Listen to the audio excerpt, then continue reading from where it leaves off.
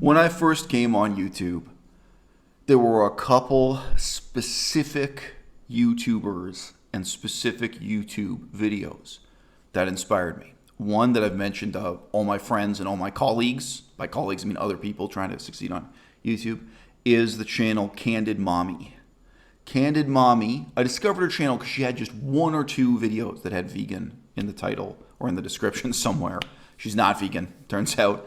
She had one big hit video where she was talking about her divorce, where she was talking about her disappointment in her husband. And her situation was that she and her husband had ordered this fitness program in the mail. It's called P90X. It's very famous fitness program. I know of it. And, as soon as they ordered this thing, her husband was losing all this weight. He got really lean. And they were, oh, wow, it's a miracle. This is a really great fitness program. He was a meth addict. He had become a drug addict, unbeknownst to her. Yeah, and, so the video, it's partly about her marriage falling apart. It's partly about, obviously, her worries about her kids and the divorce. And her husband already had a new girlfriend/wife. He'd already left her for another woman. And her shock and horror at realizing that this guy had a whole other life that he had kept hidden from her, like right up until the moment when the marriage fell to pieces. And that's the kind of thing. How is it possible? How is it possible to be married to someone and not notice that they're high on drugs all the time? It's like, well, we'd ordered this new fitness program and he lost all this weight and he was really into assembling model airplanes and model helicopters. He was spending all this time. He didn't sleep a lot. He's up with the airplane glue, assembling these models. So this is really human story. And she breaks down weeping on camera, and she breaks down all the way. And, stuff like that. I mean, I know a lot of people look at YouTube, maybe from day one, like maybe when they first get started, or maybe, when they come in at a later point. And what they want to do is completely fake. It's completely artificial. We were just looking at that YouTube channel, Edgy Veg. There's a YouTube channel called Edgy Veg, and there's nothing edgy about it. And, her format when she started the channel was this really phony, detached cooking show where she sits there and talks to the camera, and it's something you'd see on cable television. But, from the minute I got involved with this game, I wanted to keep it all the way real. And, I had a very clear set of inspirations here on YouTube, people who are already doing that, like I mentioned. And it was also very clear in my mind what I was rebelling against. I didn't want to be like my university professors, I didn't want to be like these phonies I'd been surrounded by in Buddhist studies, Buddhist research, and humanitarian work. A lot of phonies, a lot of real dishonesty there. And, when you think about the particular professors I had, this guy, I still have email with him, so it's maybe kind of mean to shout him out like this. But, Professor Leonard Priestley, I've said many times, the guy was like a negative inspiration to me. I got to know him, as a student, and he had ostensibly devoted his life to Buddhist philosophy and, talking about Buddhism. Never traveled in Asia, never, he spent his whole life just in Canada, just in Toronto, just in a library, and I've said this before, well, I didn't want to end up like that. I didn't want to end up as someone who only worked with Buddhism on paper, in books, and on a chalkboard. I wanted to go out and see the poverty and the prostitution and the bomb craters left by the various wars and civil wars. I wanted to be in touch with the reality of what was going on in 21st century Asia. And in my way, also, I wanted to be more in touch with what happened centuries ago, actually seeing the stone remains, stone inscriptions, stone monuments, and actually going to the archives. I wanted to have this much more authentic engagement, both ancient and modern. But, I'll tell you something else about Leonard Priestley. After his retirement, after he stopped being a full-time professor of Buddhism, there was this little article he put on the internet that basically admitted that he was a convert to Islam. He's a white Western guy who got involved with a form of Sufi Islam that's called Subud. It's a non-mainstream school of Islam. There's this little article stating that this was actually the philosophy he believed. So there's another layer of phoniness to it, right? Like there's the phoniness of being a white guy who studies Buddhism only from a library and never gets out there and never gets his hands dirty literally and figuratively. You know what I mean? Never gets out in a rice field, never learns what it's like to farm rice, you know? And then there's the phoniness of representing Buddhism. I mean, you know, I don't know his journey that way. But I assume he was kind of a white Western spiritual seeker hippie who during one phase of his life was interested in Buddhist philosophy, but he ended up getting committed to actually a form of Islam, you know. So that becomes phony. That becomes phony in a way too. And of course I'm rebelling against my own parents' phoniness and so on. You know, when I saw, and again, there weren't a lot of examples. When I saw something like that one video from Candid Mommy, I'll give a link in the description, you know, or I saw a few particular videos from The Amazing Atheist that seemed to be really honest. Maybe I'm wrong, but they seemed. Obviously, a lot of his videos are phony, but there were a few videos that seemed to me really honest and showed me, from my perspective, showed me the stakes of the game we're playing, you know, like what you can win and what you can lose, and how, like, this is a format where, you know, there's no script, there's no plot, there are no special effects, but, you know, honesty. You know, we can be honest in a way on YouTube no one ever could, on CNN, on HBO, on the Food Network. And that was what I wanted to do. You know, I wanted to do that about Buddhism. I wanted to do that about politics. I wanted to do that about my own divorce, my own failures in life, you know, like my own struggle. You know, that was what I wanted to do. And if you were to ask me, you know, what is my YouTube channel about? Nobody asks anymore. There was a time when people ask that question. I used to say during the first 2 years or so of the channel, I said, look, my channel is not about veganism. That's why it's not called Veganism 101 or something, you know, introduction to veganism. You know, my YouTube channel is about my life, you know, and veganism is just one part of that. You know, Buddhism is just one part of that. So one part of politics, it's a big part of that, but it's just one part of that. Right. What makes it so hard to be honest on the internet in 2021 is that there are these people who will punish you for it. All right? And I have taken the time to respond to the most retarded, the most mean-spirited critic I've ever had, who's Fandar. Okay, now look, let's be fair. So, because I want to say this. This is part of my own change in attitude towards this. You know, I don't regard these mentally retarded, mean-spirited people as a small minority of the population anymore. Sadly, I think like 90% of people are at this level of mental dysfunction.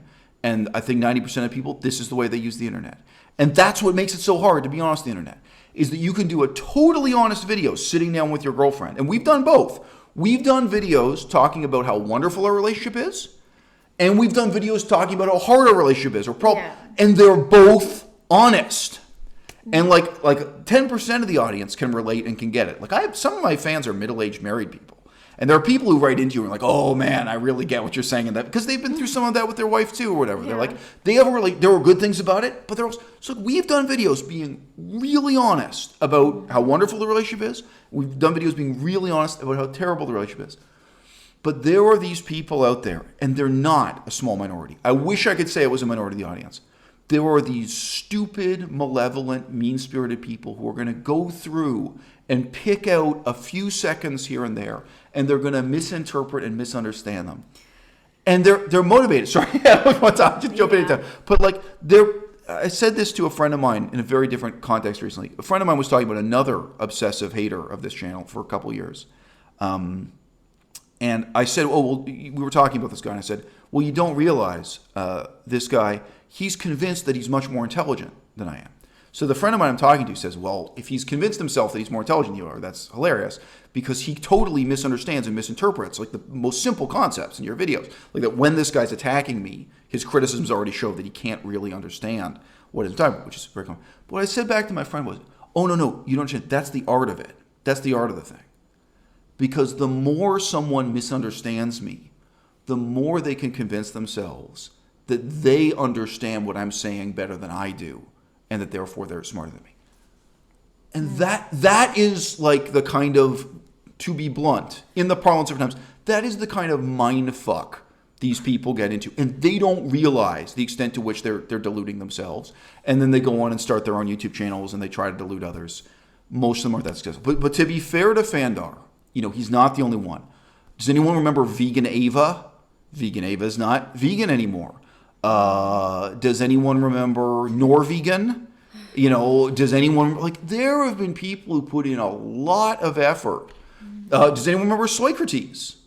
My YouTube career has been a lot more successful than hers.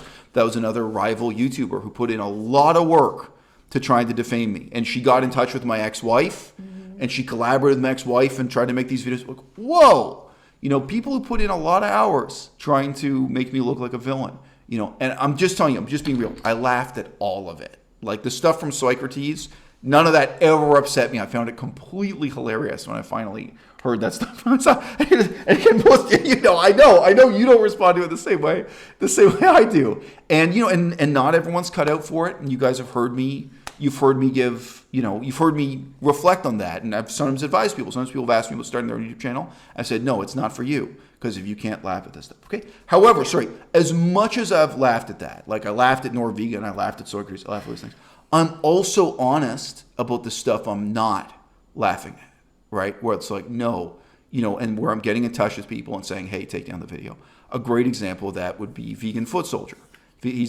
That's a really mentally limited guy. I don't know what kind of learning disability that guy's been diagnosed with. I don't know what his problems are. But that's a really mentally limited guy. And, I said to him, look, man, like, what you're doing here is really evil. It's really stupid and it's really wrong. And he did take down the videos. Before you came into my life, another guy like that would be Joe Vegan. When he was saying things that were really false about me and were really criminal allegations. And I had to really write to him and say, look, man, like this breaks my heart. And I knew it was very influential what he said to me. Joe Vegan, the other Joe Best and stuff. There were people I reached out to them and said, look, you know me. You can talk to me. We've talked in the past. And you're not. You're making up lies about me on the internet. And like exactly because they know me, because people perceive us as being cool, like, well, if they say it, then people are going to assume it's true. So no, I've dealt with years and years of really kind of heartbreaking defamation. And just keep going. I wrote to this guy, Jason Fonger. Most of you will not remember that name. His YouTube channel was a total failure. But I wrote to Jason Fonger the other day, and I was saying to him, look, man, how do you think it was for me after living through years of this stuff to go and deal with people face to face in Chiang Mai, where we've been there together? Yeah. What do you think it was like for me to go and deal with other vegan activists in Toronto or any of these places? So, as much as I'm saying, I'm not lying to you, there are innumerable cases where I just laughed at it. I just smiled. I just thought it was a joke and it didn't hurt me at all. There are other cases where I've really had to try to push respect and try to regulate and try to say to people, look, this is really bad and evil and wrong. This really impacts my life negatively. And why aren't you thinking about it? Why aren't you taking responsibility for it? Yeah. So do you want to jump in now? Because, you know kind of the main topic of the video. Okay. You can take it in any direction, but yeah. Well, I thought it was interesting what you said at the start about being honest on the internet. And in a way, that's why I think YouTube is so valuable. It's because you can be honest on the internet. And I remember when I was first deciding whether or not I would be on your YouTube channel, I had some conversations with family members, and basically they said it wasn't a good idea because of crazy people like this who will make your life miserable if you upload anything to the internet publicly. Right. And sadly, that in some ways has proven to be true, but in others, I think it's brought people into my life that wouldn't have otherwise, and I see a lot of value in the act of coming on camera and sharing your real life and sharing your real face and your real voice. Yeah. And most of the time, the people that message you, the people that harass you like this, they don't show their real faces, they don't share their real voices, and we don't know anything about them. All that we know is that they spend their lives looking at other people and looking for their opportunity to condemn them. Yeah, looking for their opportunity to take them down. And it's really sad because... But I just say, in the Dark Ages, a lot of that went on in Christianity and Catholicism and witch trials. But even in ancient Greece and ancient Rome, you see a lot of that side of humanity before the internet. Absolutely. That's all it's... Yeah. Sorry, I'm not cutting you off, but this ain't something new. It's not. No, of course. But the difference is the anonymity of it. You can make fake accounts. You can pretend to be somebody else on the internet and Okay. it's You, totally you can make fake accounts. You can also make fake evidence, which has happened to me. Yeah. I was reminded that just a different conversation I had today. I was mentioning to someone, look, people have made up fake accounts to try to contact me, like pretending to be someone else, trying to get me to say something scandalous. Right. People have also made up fake accounts impersonating me to contact others and create like that's there have been fake Eisel Mazard accounts saying things like even though just say and I'm not that famous, but I'm famous enough to deal with that, and I'm famous enough to deal with this. Oh, absolutely. And that was quite foreign to me, even though I knew that I should be prepared for it. Just having this series of realizations that you really can't trust people on the internet, and you have to be guarded, and more so than I had ever experienced prior to this. And it's a shame because in real life, before you came on the internet, people did say bad things about you behind your back. That's part of what we're talking about here. People did, but you didn't hear about it. I didn't hear about it. You didn't know. Yeah. But like your roommates in college, they probably said a lot of bad things. But I'm just saying. They probably did, and I just in real life know. Before the internet. But yeah, absolutely. So I wasn't prepared for the kind of but you wouldn't see the bluntness of the direct hateful comments or just So I want to say something positive. You want to say something more negative about YouTube? Or should I? Oh, well, Good. I mean, like the positive that can come out of it is that it can connect you to people who are actually genuine and sincere in reaching out. And they may be 1 in a million, and maybe 1 in 1,000. Yeah. I was going to say, so you got, I think that's Appian on your desk right now? Yes. Okay, so we read a lot of texts from ancient Greece and ancient Rome. So Appian, Appian, if you haven't heard of him, he's a very important author from ancient Rome he's not that famous today. Mm-hmm. He's unlike Julius Caesar or something, his name isn't that famous. So, you're reading Appian right now. Yes. As bad as this stuff is that we're talking about here, it's so much easier to be motivated to read Appian, and you get so much more out of it if you can come on camera and talk about it and have 5, 10, 15 intelligent people involved in that discussion. And for me, doing this for years and years and years, I got fan mail from someone who's a new fan from I don't know the guy before, but I had this guy writing to me, and he's really well read in that kind of literature. We're talking about ancient Athens more than ancient Rome. If you keep doing it for long enough, whether it's 5, 10, or 15 people, you do start to build up an audience, however small, of people who have similar intellectual characteristics and ambitions, and that can make your own reading, your own learning, your own research more rewarding. Yes. So in that sense, do I think it's worth it? Yes. And it's only worth it if you're going to be really honest. I know that may seem unrelated, but it comes back to the same fundamental point of this video. Like, there is no point giving a kind of dishonest academic presentation on Appian, on Thucydides, on Aristotle, on Julius Caesar. I'm just saying, regardless of what it is. If you are going to put in the work, don't come on YouTube and try to dissimulate all the advantages and disadvantages of a cited, peer-reviewed academic paper or a lecture given at a university. That's everything we want to get away from, right?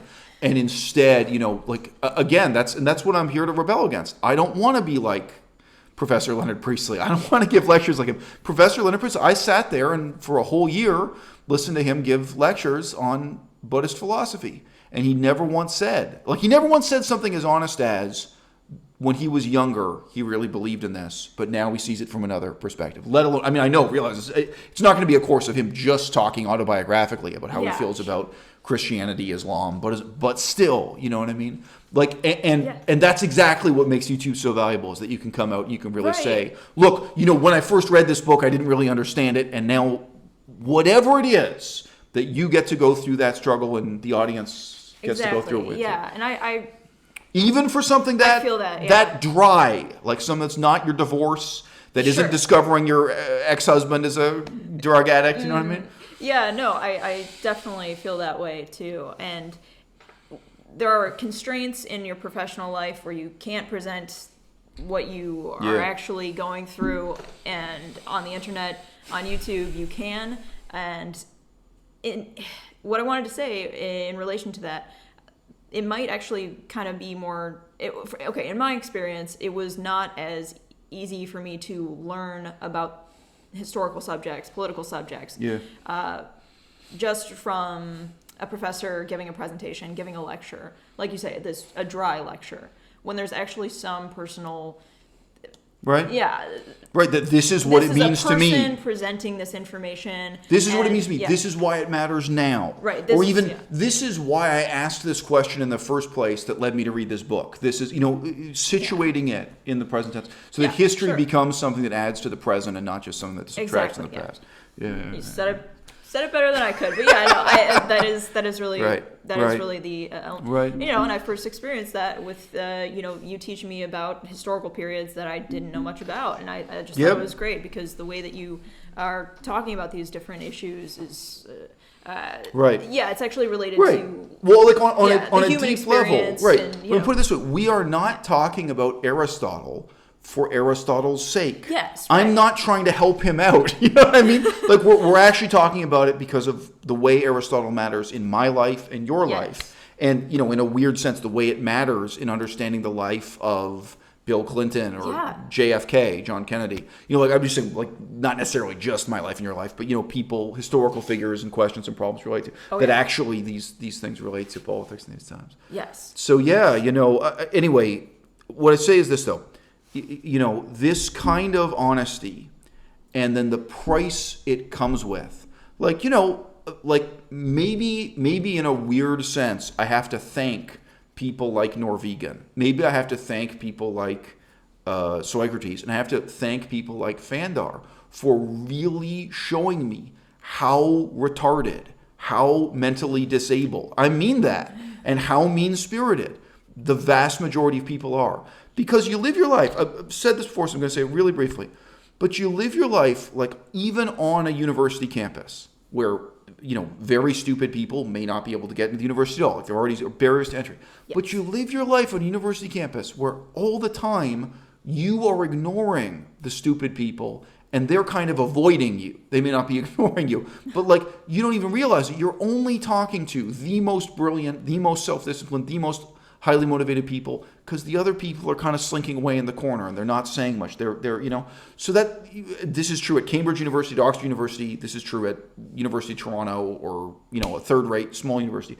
You may not realize, but it's especially if you're a brilliant, hardworking, charismatic person yourself, you're really only talking to and hearing from, and you may not intentionally be avoiding the stupid people, but that tends to be the way it works out. So I'm just saying the sense in which I could thank these people who have harassed me obsessively for years and put a lot of work into it is that it did really force me to face up to just how stupid and malicious the vast majority of people are. And of course it clicks. I studied the history of Cambodia. Right. Yeah. So before I was talking about the witch trials. Mm-hmm. So, but you read a lot about the history of communist China. You just read another book on that now. Yes, reading about the struggle sessions and how they, that period of history is full of just mean-spirited, encouraging of this tendency in human nature to just attack people and try to take something away from them because they have more than you, or just because you can. Or just because you can, yeah, exactly, yeah. That's empowering in some ways, but it's not, because it's not, you don't get anything out of that. You get to watch someone die. You get to watch someone be destroyed. Yeah. Or even if they neither died nor be destroyed, you get to see them, interrogated in public, and confess and tortured and so on, even if they're completely innocent of the crime. Exactly. And in that sense, the witch trials never ended. The Salem witch trials weren't some aberration in the history of human nature. They were a moment that gives you a clear window onto human nature. And I think if you really study the history of the Communist Revolution in the Soviet Union, the history of communism in Cambodia, in China. And by the way, China is not a small example. If you want to generalize about human nature, we're talking about 1 billion people, Yeah. It's a huge number of people involved in this. No, this shows you that the witch trials, never ended. And it is true, if you come here on YouTube and you're honest this way, you are putting yourself forward to deal with that crowd, to deal with that unspeakably stupid and malevolent majority. And again, they have this motivation to misunderstand you. to misinterpret you. Yes. And I've seen that, like, no matter how clearly worded my videos were, no matter how much, like I explained, like, this is the analysis, this is why I'm making the point, this is my conclusion, where it's like, no, I've found one sentence in there I can use against you. So look, that brings us to, like, the topic of this video. Okay. And, I'll just say, I do have a human heart. Like, I do actually sympathize even with these people who hate me. And this guy, Fandar, I've now written to him for years, positively encouraging him.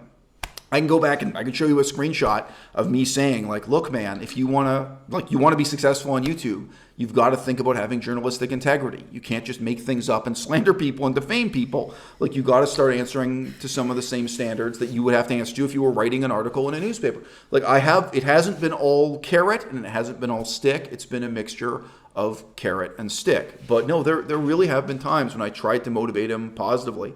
And I've been friendly and encouraging towards him in that, to the extent that I can. Given that these, had carried on a, defamation and slander campaign against me, for years, including harassment of my girlfriend for no reason. But all of it. I mean, it's what he has done to me, I have never done to any other YouTuber. And there are people on YouTube I hate. There are people I have hard feelings against. But I would never do to them, publicly or privately, what this guy Fandar has done to me, both publicly and privately.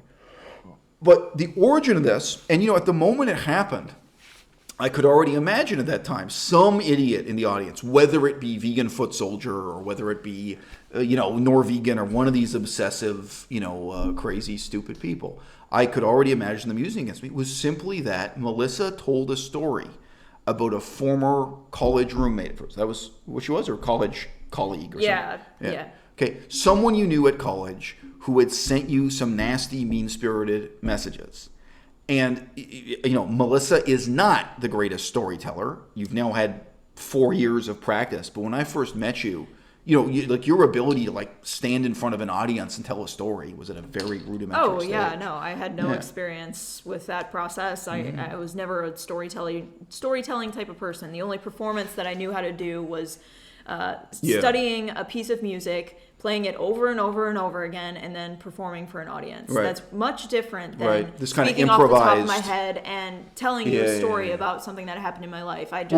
I rarely did it, and if I did, it was just with a personal friend. It wasn't performing for an audience. Right at the beginning of this relationship, too, I really trained Melissa in how to teach English as a second language. When you stand there as a teacher. And that involves storytelling. Yeah. It involves something. Taught me how to teach. And I'm just saying. I didn't have any experience with that either. You started at level 0. That's and, right. I was like, no, this is how you stand and talk. And people might underestimate the extent to which I spent a lot of time indoors. I played video games. I was just kind of I don't know. I guess it's normal now for people to stay in and not have that much socialization as early in their early 20s, late teens. I remember too. You know what a funny example? Remember when we did vegan activism on the street in Vancouver? Yes. And how you respond, and how for you and I, it was such a different experience because Sure. Yeah. Well, that was going up and talking to complete strangers. Yeah, I was a gregarious person. He's open and he likes introducing himself to other people and stuff like that. But you've come a long way. But you've developed a lot in 4 years. I mean, it's not like I was completely antisocial. I did, it's just my generally, point is, okay, if we're talking about storytelling, we're talking about speaking to camera, you have worked on that a lot in 4 years, in effect. Okay, but you were telling this story, which I admit it's not the most fascinating story. No, it's not. I'm amazed that this has continued to be part of your conversation here. Right, but I'm not amazed because this is exactly what stupid, malevolent, mean-spirited people in the audience latch onto. Okay. They don't care. So we can talk for 3 hours about global warming. Have I gotten one email? Right. Have I gotten one positive email in response to the 3-hour discussion of global warming? No. And this asshole, Fandar, is he writing to me saying, hey, that was really interesting what you said about global warming. It made me change the way I think? No. Of course not. Is he writing to me saying he's thinking about a vegan diet or activism? Wow, you raised some important... No. No. So you say you're surprised. I'm not surprised. Like, this is what YouTube taught me about human... this is the majority of people. The majority of people will listen to your 3-hour lecture on global warming, and they'll be like, "Oh, there was 1 minute where he said something about his sex life in there." People watch too much TV. People watch too many movies. Just like they are not connected to reality. I swear, this is just ridiculous. Like, how much are they interested in reality? Understand, like the point of the story, the point of sharing these things, like, Right. that's what we're trying to get across. It's not that. Well, you're trying to help people too. Yeah. I mean, like all this stuff Ultimately, has positive motivations. Yeah. So why don't you say what was the context for you telling the story anyway? Because I asked you a question, right? Yes, this is from memory. Yeah. Maybe it's not perfect, but I do remember you asking me, basically, at one point, did you realize that people were malevolent, people were mean-spirited? Right. And So, like, it's in relation yeah. to being on the internet. Like, Right. Like at what point did you realize this was how your relationship with the audience was going to be? yeah, right. Something And then along you told those this lines. story about a woman you knew. I mean, she's a woman now, but you guys were teenagers, obviously. But a woman you knew when you were both teenagers at university. Yes. Who sent you a bunch of nasty messages. Right. And I knew when it happened. I mean, it doesn't matter. And again, the whole point of the discussion, the whole point of the video is well-intentioned. I knew people were going to get after me, and and they're going to ignore all of the positive, constructive, and helpful things that are said. But Melissa basically just didn't do the best job of telling that story, and it was a story I already knew because we'd already talked about it, and it had a big impact in your life. He was there when it happened. when I received the messages, and I talked to him about it, and then later on it came up in conversation because it upset me at the time. Right. And then later on, thinking back on it, thinking about how that friendship had basically ended because of that, like, yeah. But you have to upset trust me. this. See, Yeah. so like when we made the videos, we made videos talking about how wonderful this relationship is, good things about it. We made videos talking about how terrible the relationship is, the bad things about it. And they're all honest. It's all true. It's all real. None of them, none of them are misleading you. Life is not black and white. And all of them are intended to help people. You know what I mean? Like they are. And like, again, maybe 10% of the audience responds to that and they're like, yo, man, like that video, that was really something. Because I do hear that back. Like the stuff about our relationship. I do. Really? Oh, yeah. Oh, yeah. And by the way, I hear that from people at all levels of sexual experience. So we had one longtime viewer of the channel who was a virgin. And he didn't have any experience, but he was one of the people who really felt that he was, okay. He would write to me saying, look, man, this is really telling me what it's like to be in this kind of relationship, and there are people who appreciate it, but 90% of the audience is not trying to learn something from the video. 90% of the audience is looking for their opportunity to hurt you. To hurt the person behind the camera. And even if they just do that by taking one sentence you've said and posting it on a gossip forum, what do you think of gurugossip.com, whatever, these different Kiwi farms or what have you, just think about the mental processes. I've found something. I've found a piece of ammunition. I found a piece of evidence that I can use to make myself feel morally superior to the people on camera. That's what they're doing again and again and again. And the people who've made YouTube videos against me and the people who've sent me email, like part of what I'm writing back to them is say, can't you examine your own motivations here? Like it's so transparent what you're doing. And you may not believe me, but I mean, one of the most vicious videos ever recorded on my channel is my criticism of Jacqueline Glenn about religion. Yeah. So I'm ethnically Jewish. And Jacqueline Glenn has, in effect, converted to Judaism, had a Jewish wedding, has a Jewish child with a Jewish name. She has not admitted whether or not she's circumcised her child. And Jacqueline Glenn became rich and famous by being an atheist activist. And I'm saying, hey, here you are doing prayers in Hebrew at your wedding. And it is a very passionate, it's a very passionate video. And, someone could look at one sentence of that quoted out of context and think I'm mean-spirited and think I'm trying to hurt her. And I'm not. The reality is I make a video like that for really sincere purposes. I'm really trying to make the world a better place. I'm really trying to help people. I don't think I'm going to help Jacqueline Glenn. Now, you could give 100 other examples. My criticism of vegan gains. And people have written to me saying it changed their life. When I made videos saying to vegan gains, look, you're an adult. You have to stop playing video games. You have to get serious about real problems in the real world. Put away childish things. And, start living a more meaningful life. Yeah. I know Richard isn't going to take that advice, but other people do. Other people hear it and think about it, and they realize they have a lot in common with vegan gains, and that some of this discussion applies to them, and they change their lives. You know what I mean? So, even if you just look at that, you think I'm just being vicious and hurting someone. I promise you, and again, you can go back and watch the videos, and I realize a lot of people in the audience understand. I'm not just trying to hurt people. Yeah. But the majority of my audience is trying to hurt me. That's the lesson I get from people like Fandar. Okay. And all they want to do is take you down a peg. And that's all. And That's why. I'm sorry, guys. We can look up the numbers now, but a couple thousand people have seen me talking about global warming. And I said during that recording, not one of you is going to send me an email. Not one of you in this audience. And I was right. Not one of you did. And what are the emails I've gotten? I've gotten more bullshit about my sex life. More bullshit about my supposedly abusive relationship with Melissa after we did a series of videos. Well, again, one of those videos she did completely on her own, where she's speaking in her own voice, saying how wonderful the relationship is, right?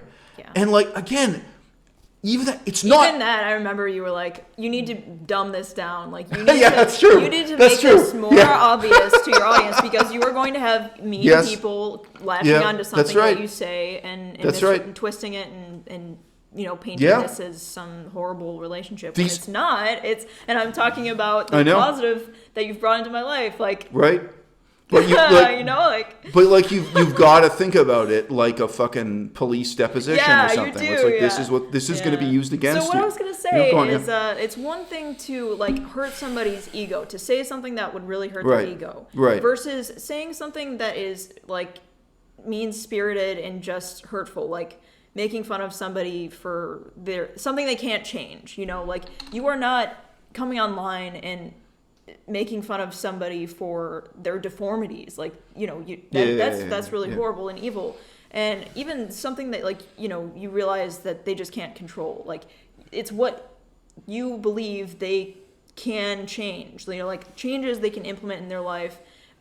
Or just discussing this person can help other people's lives, discussing their situation, because inevitably it will apply to other people's lives. So discussing vegan gains, a lot of people live their lives playing video games into their 20s and 30s, and they don't realize that this has a detrimental effect on their development and what they're doing with their time. That is worth talking about in a way that it's not just attacking vegan gains. That's not the point of the conversation. That's not the point of making this video. And people feel attacked, and that's okay. Right, and if it hurts their ego, if you feel upset, get upset. That can be really hard to take. I've had so much hate mail on that stuff. I've had so much hate mail from people defending video games. Right. It's okay, go ahead, get it. And some of those people, they're going to reconsider 5 years from now. But you aren't doing anything to damage their lives. You're not ruining their lives or making their lives miserable. Like this person who writes to you every day, or every time you make a video. More than 100 fake accounts to harass me on Instagram, on YouTube, via Gmail, putting your face on any platform, sharing this. I mean, it takes courage and. Right. So I don't think we have to digress in that in a major way, but you were just saying that hypothetically, these videos I make could help the people I'm criticizing. We just talked about Claire Michelle. Yes. What if Claire Michelle had watched that video I made 5 years ago and taken it seriously? Of course, it could have changed your life. Sorry, because we went back and watched it again. I hadn't watched it. For 5 years. But I'm just saying, these videos, how about the videos I've made about Henya Mania? Yeah, I'm not just flattering you. This actually any of them, but my views on in things that I wouldn't have been able to philosophize about or discuss. It really does help me understand if we can't psychology and just of all of these decisions that if your philosophy doesn't have consequences, what is it worth? Okay, philosophy should have consequences. There should be stakes. There should be risks. And you know what? So again, someone I've criticized really harshly, Henya Mania, my fellow vegan activist, has done videos criticizing her really harshly. You can look back now, what's happened in the last 5 years in her life, and you can say, wow, her life would be different. Her life would be better if she had just watched and listened to it and taken it seriously. These criticisms from à-bas-le-ciel. Sorry, but now what if I were wrong? I'd be so happy if I were wrong. Imagine if we were sitting here in some parallel universe where she lived her life her way and it turned out wonderfully. Yeah. And then I was making a video saying, wow, you know what? When I look back at the criticism I offered over the last several years, I was completely wrong. I'd be so happy to be wrong. You know what I mean? Yes. But, but my point is, there's risk for me and there are consequences. You know what I mean? There are consequences for real people. And, Henya is one person. But there are going to be a lot of people in that audience who realize, hey, their life, it's a little bit like Henya. Your life is a little bit like vegan gains, or what have you. Sure. But anyway, so look, I just say, these are the consequences of really being honest on the internet. And, Melissa started telling this story that I already know because we live together 24/7. Neither one of us has had a job for years. Yep. We have so many hours. We know everything going on in each other's lives. I know exactly how good her digestion is on any given day. I know, True. the And details. vice versa. Yep. I know whether or not you've been to the gym or we know. But anything that's upset you, I hear about. You know what I mean? And I heard a lot about that conversation you had. Yep. So you told this story, and I think it's exactly because of this same framework we talked about. So she mentioned briefly that even when she made the video talking about how wonderful this relationship is, and I was like, no, you can't be vague. You can't if you're going to do this, you have to think about the lowest common denominator. You have to think about people who don't get it. You can't. There was some sarcasm in your first where you just said something as if it was self-evident that you meant the opposite. That's part of the definition of sarcasm language. You say something, oh, that's just great. And your meaning is that it's terrible. It's no, you can't say, no, That's you right. have to actually say what you mean because there are people who will quote you saying that's just great and treat it as if you're saying that's great. No, it's that fucked up, right? Mm-hmm. But anyway, in that same way, when we did that live stream, you started to tell this story basically about, your horrible friend or frenemy from college. And you got nervous. You kind of censored yourself. Because Right. I don't like being... Spare me the details. Okay. You got nervous for completely obvious reasons telling the story. Okay, great. Right. And then I was in the position where I knew for the audience this story didn't make any sense. Okay. So I then filled in the blanks and I said, if you watch it, I say to her in a friendly way, I said, you really undersold that story. Yes. You kind of told the story halfway. And then I start filling in some of the blanks, which she agrees with. Okay? Yeah. So, this is what I'm dealing with then, following up on that. I get harassment. So I don't know, it's been a month or 2 months, but I've gotten email about this constantly from this guy, Fandar, and he made videos, I think, really significantly defaming the two of us. I think it's significant to claim, I think it's a significant form of defamation and slander to say that someone's an abusive boyfriend or girlfriend. I think it's significant defamation and slander to say that someone is gaslighting their boyfriend or girlfriend. And I've said to him, look, by your own standards, you try to hold me to these moral standards, right? You should hold yourself to those moral standards. So you should delete the video because this is not true, okay? So for one thing, he asks me, he says, oh, well, if what you're saying is true now, if what I'm saying is true now, which is completely consistent with what both Melissa and I said during that live stream, why don't I send him the screenshots of the messages of what I said? So this is no. Apart from being ridiculous, this is the problem, is that there are no stakes, there are no consequences. If I complied with this kind of unreasonable demand from the audience, what do I get? So if you guys have been watching the channel long enough, there was a time when all these people made up the story that my court case in Thailand was fake. Mm-hmm. And they're like, well, nobody's seen the receipts. Everyone had seen the receipts. I showed the literal receipt, the legal documents, to everyone who asked. What did I get? Just saying, what's the consequence? Do you think those people then turned around and were nice and respectful and positive towards me when they... No. For one thing, a lot of them just kept lying. They kept claiming the court case was fake or that they'd never seen proof, that I paid the lawyer, that I actually hired a law firm, or that the case was actually... and the other... But the particular people... Do you think I ever earned one person's respect or got one positive response from taking the time to say, oh, yeah, sure. This is the law firm. I can show you the proof. I reached out to so many people that way during that time, right? But this guy in particular, this is after a 4-year-long hate and defamation campaign that's still ongoing. It's ridiculous. It is ridiculous for him to ask. But if I do this, what do you think he's going to do back from me? And a lot of you guys don't know this, but it was in response to this same guy now about 4 years ago, maybe 3.5 years ago.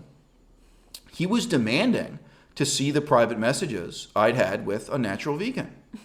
Which is, again, it's completely ridiculous. But I was sitting there in my apartment. We were in southern Taiwan at that time. We're in Kaohsiung.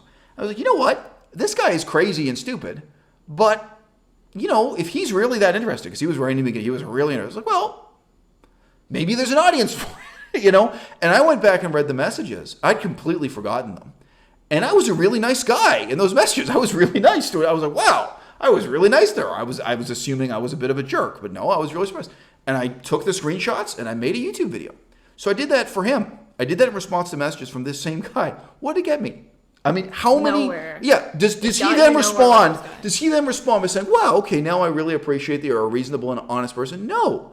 I've now had years and years of hatred and defamation and just harassment from this guy. Just needless insults and harassment from someone. Infinitely on trial. Yeah. This Right. guy. Yeah. Right. But I mean, okay, it's not a trial in the sense that there's never a verdict. And again, Yeah, if I clear my name for this, if I show you these messages, right?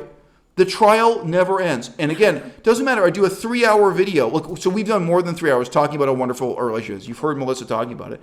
Doesn't matter. You're still trying to frame me for gaslighting and abusing and controlling and manipulating my girlfriend, right? And his evidence for this, his current evidence, I've mentioned in the past some examples of the ludicrous evidence he used. He tried to frame me, he tried to claim that I was a pedophile by taking one sentence out of context. And if you just hear the sentence immediately before and after it, it's completely clear that's not what I'm saying. This guy has gone all the way with public defamation of me that would put you in jail. Okay, in Canada, this would be several years in prison. Just that one example of you trying to frame me for being a pedophile. So, even if you just hear the one sentence, you can actually tell it's not the meaning of the one sentence. But if you hear the whole paragraph, then it's even clearer what it was I was saying. And by the way, that's a video all you guys have seen. That's from back when I was, it was the Durian Rider conflict. But it was just a sentence where I was saying, look, the fundamental issue here isn't whether someone is 16 years old or 18 years old. There's a more fundamental problem, which is blah, blah, blah. Like I'm talking about the philosophical roots of the thing. Like, what are we really dealing with these kind of age guys? It's very clear that I'm in the middle of making a moral argument against pedophilia or just barely, that it's not being just over the line that matters. Here's what really matters, blah, blah, blah. Yeah. So, that's the point of that moral argument. Okay, so that's who I'm dealing with here. Asking me to say, oh, well, if what you're saying is true, why don't you send me screenshots? Oh, yeah, and by the way, he's admitted he's wrong about that. He's admitted he was wrong about a whole bunch of things. He tried to frame me. He took some things Durian Rider said that Durian Rider has admitted were lies and that he's retracted and deleted from his own channel. He put together a video defaming and denouncing me with those clips from Durian Rider. And I wrote to him and said, look, don't you realize even Durian Rider has admitted this is a lie? Again, journalistic integrity. He got in touch with Durian Rider, and Durian Rider said I was a great guy, which is interesting to hear. That's interesting to hear. That's Durian Rider's current perspective on me. So this is what we're dealing with. And that's, okay, so, he quotes me here. So I'm now quoting myself. Yeah, this is in his reply, but he quotes what I said to him in the email before. I said, quote, think about what you're saying about her. You're claiming that she has no idea what she's talking about herself and that she must be the victim of some man's manipulation, etc. You call yourself a feminist, but you do not regard women as having real agency, as having their own intelligence and making their own decisions. Now, I do think, sincerely, that's part of this guy's problem. That's part of why he's in this bizarre white knight mentality all the time. And he acts like he's trying to save Melissa, like Melissa should be grateful to him, when Melissa hates this guy. It's incredibly hurtful to Melissa, what he's been saying. All right. Why don't you read this, babe? I'm joking. Okay, so this is... This is Fandor writing to me. Okay, this is him writing. Okay. It was you who talked about how Melissa's friend is such a terrible person, not Melissa. You told your girlfriend on camera that her friend was somehow trying to hurt her. It would be another thing if Melissa herself started saying that her friend is a bitch, a terrible person, a piece of shit, etc. Then I would indeed take her for her word, but she didn't. It was you who spewed those ideas to her, while she just listened to your perspective, possibly reluctantly. This is the level of social retardation you're dealing with, and it never goes away. It never ends. This is someone writing to me. He's never been married. He's never had a girlfriend.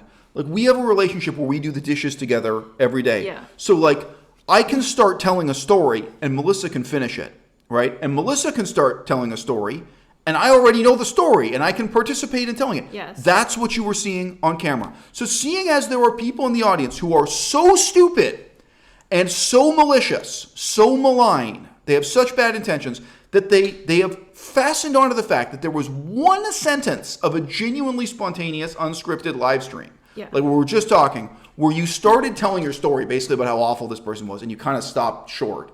And I said to you, you're really underselling it. And then I was filling in the audience. Okay, Melissa, so do you feel that I was gaslighting you? That's in that video.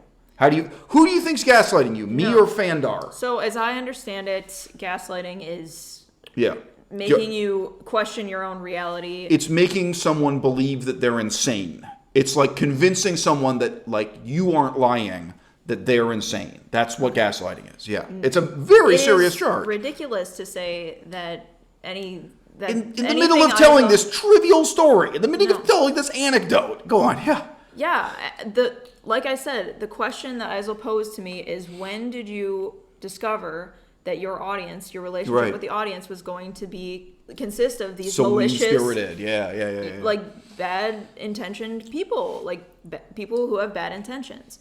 And I thought of this just off the top of my head. I had no planning. I didn't think about it beforehand. You started telling the story. It's true. I'm not a great storyteller. I'm trying to improve. That's why I'm on the internet. That's why I make YouTube videos. Is I want to be better this way. Right. But even if I were wrong, even if that's not the way Melissa would tell the story, like even if she told the story her way, and then I had a different perspective, or like I felt that your friend was really mean. It's your opinion. You're allowed to say that. Sorry for yelling, but like no, you are I'm allowed not to gaslighting tell your opinion. I'm not gaslighting her. I'm not manipulating her. I'm not being an abusive boyfriend. Like so you and I both read the same. I could say no, you're wrong. Sure, you could disagree. She wasn't a bitch, but it's like okay, I'm more polite about it. I don't know why. Why am I more polite about it? No, but the point is, no stakes. She was a bitch to me. Like, fuck that person. She was bad to me. Okay, yes. If you want me to be really honest, yes. If you and I read, well, and that's what this video is about. It's about the price of honesty. Yeah, okay. Like, the reality of YouTube is, if you're not going to be 110% honest, don't tell the story, right? That's true. That is the moral of the story, basically. But, and I knew when you held back. I was like, oh, the audience is going to react to that. Because the audience is stupid. The audience is retarded and malign. That's the reality. We are telling stories to mentally disabled people. That's what this YouTube channel is. That's what the whole internet is. That's the leverage. You have to be prepared for the lowest common denominator. People have very little intelligence, and very, very dark motivation. But, the point is, you and I both read those same messages from your friend. Yes. And I saw how much they upset you. I don't want to overstate it. I don't want to overstate it. But, it had an impact on you. Oh, yeah. And that's why you were telling the story at all. So if my perspective was your friend was really mean to you, and let's just say, theoretically, maybe your perspective is she wasn't that mean to you. In case it's not her perspective. In case you didn't catch it. It's not my perspective. Yeah, it's just I was trying to be polite, but she was being a little bit polite and evasive in telling the story, but, and you got to keep it real with the audience or else the story isn't worth doing at all. Right. But even if we had different perspectives on that doesn't mean I'm an abusive boyfriend. That doesn't mean I'm a controlling boyfriend. That doesn't mean I'm gaslighting my boyfriend. Okay, yeah. That doesn't mean you have the legal right to say that on YouTube or elsewhere. But I also want to say, like, even if you did say that, like, what are you... You're indicating that I can't think for myself. That's right. Just because Isel tells me, like... On a deep level. Isel says that the messages from this... That she was trying to hurt me. Yeah, right. Like, that's so horrible for Isel to suggest that to me. That somebody... Like, he's looking out for me. He sees that I'm upset. He realizes, once I tell him what the conversation was like, that she was trying to hurt me. And I was like, yeah, you're right. Like... Yeah. There's... She wasn't being accidentally mean to you. She was there. That's all that we were talking about. Like, maybe, it's not worth digressing into, like, the details. Like, maybe she herself was emotionally in a bad state. I could make excuses for why her behavior like that. But this is about the phenomenon of the YouTube audience watches a 3-hour video. Yeah. We say so much. During that same video, you talk about and you demonstrate what a wonderful relationship this is. Like, there are videos. Even the video we did yesterday. We did a video together just talking about Claire Michelle. If you watch it, you can tell what kind of relationship we have. Yeah. Even from this, like, you can tell, oh, no. I'm going to take this one sentence. I'm going to forcibly misunderstand it or misinterpret it and misrepresent it. And then I'm going to publicly denounce you. And I'm going to say and claim that Melissa should get out of this relationship. Right, exactly. And it's like, it's not just that he's making videos like this. He's messaging you too all the time. And it just doesn't let up. So, it continues. And so I'll continue. Okay, so why don't you read the rest of this email? Where did I stop here? Okay, so then I would go from indeed take her for It her would word. be another thing if Melissa herself started saying that her bitch is terrible, or that her friend is a bitch. Okay. So they're not friends anymore, in case you didn't know. Yeah. They were friends years ago, and then if you actually heard this story. Anyway, there you go. Then I would indeed take her for her word, but she didn't. It was you who spewed those ideas to her, while she just listened to your perspective, possibly reluctantly. Like, okay, it's bad for you to talk about your ideas. It's bad. This was But all on this camera. is the point is these are people in the audience. There are people in your audience who are 30-year-old virgins, 40-year-old virgins. Like that's such a misinterpretation of what actually happened during those moments of the live stream, right? Yeah, and But I love who, this. I love this sentence actually. This was all on camera. Like that's as if an right, incriminatingly, yes, like, right. Yes, inherently incriminating statement. our wonderful relationship is on camera right now. Oh my God! Right now, you can see the fucking dinner Clutch my pearl. Melissa cooked in the background. Yes, you can tell what a wonderful relationship we have on camera. But a small percentage of really stupid people with really bad motivations will take one sentence and misinterpret it and exaggerate it to try to create the illusion that you have a terrible abusive relationship. So it says. And by the way, if you care about this, do you think there's nobody for you to help on planet Earth? Have you watched the news this week about Afghanistan? If you are a feminist, if you care about women, what's going on in Afghanistan right now? That's right. If you want to be a white knight, if you want to help people, there are people in terrible situations. There are people you can help. There are people you can probably help in the city you're living in right now, and there are people you can help on the other side of the world. This isn't about helping anyone, and that's what makes your videos so different from mine. Okay, whether I'm talking about Fandar, or I'm talking about Soycrates, or I'm talking about Norvegan, or I'm talking about Vegan Foot Soldier, or Vegan Ava, you are just trying to destroy people. And you don't realize it. Because I do think the fundamental motivation is that you want to feel morally superior to others. Right. And you know what? I'm not like that. That's not how I live my life. When I went to Laos to hand out sacks of rice to starving people, it wasn't so I could feel morally superior to them, all right? Yeah.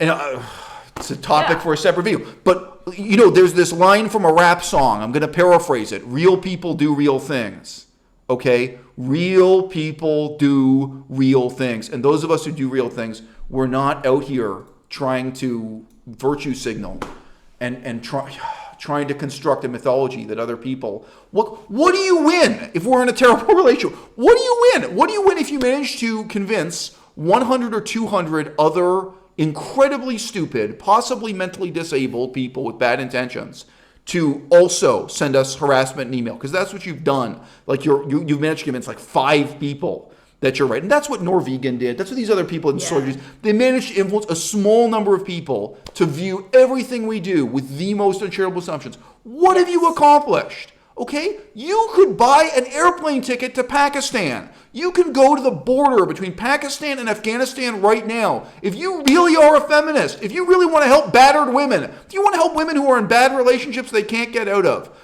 You can work for a there are women, you can start your own. There are women who need your help in Afghanistan, and there are women who need your help in the city you're living in. And Melissa is someone who, in her own words, in a completely self-confident way, has made it completely clear to you, and to you specifically, we've taken the time to talk to this one asshole one-on-one for years.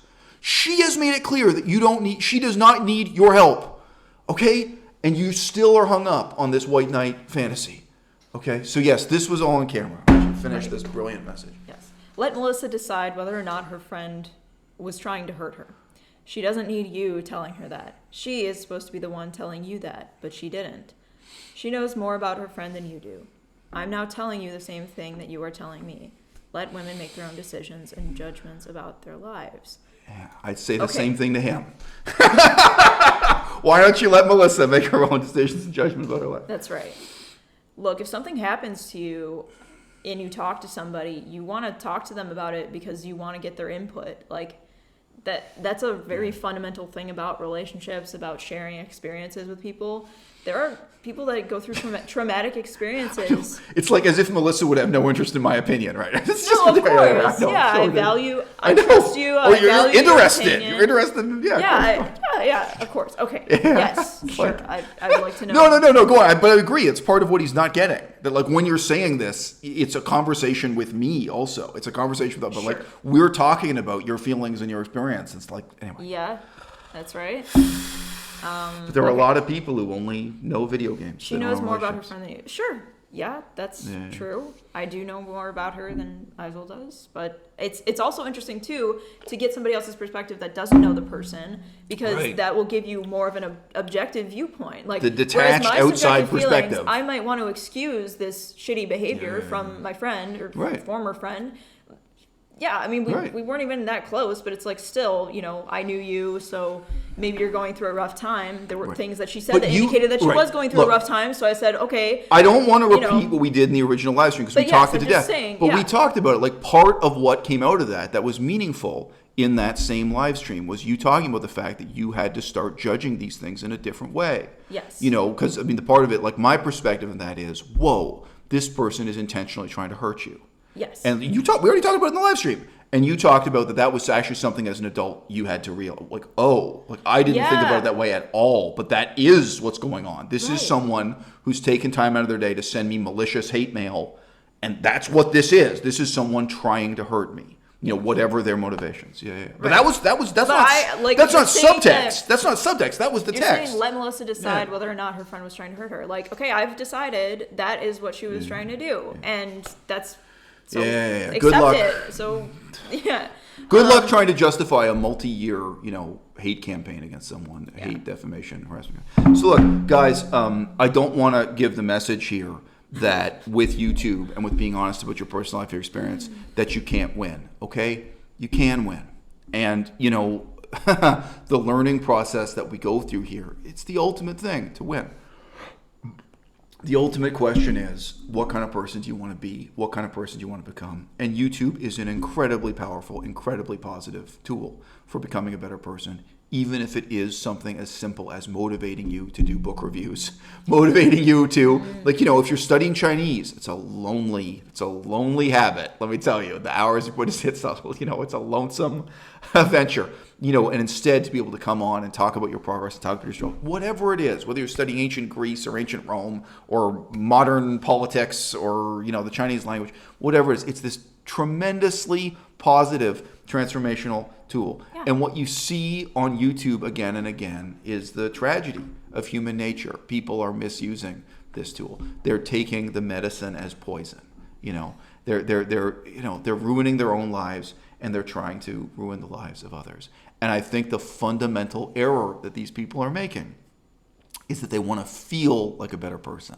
They want to feel morally superior, as opposed to actually being a better person, as opposed to actually becoming a better person, which doesn't just come. It doesn't just come from going to Afghanistan or doing something heroic or daring. You know, it can come from reading books. It can come from reflecting on exactly what we did during the live stream, reflecting on mistakes you made in your life and thinking about it and thinking about how you want to do better next time.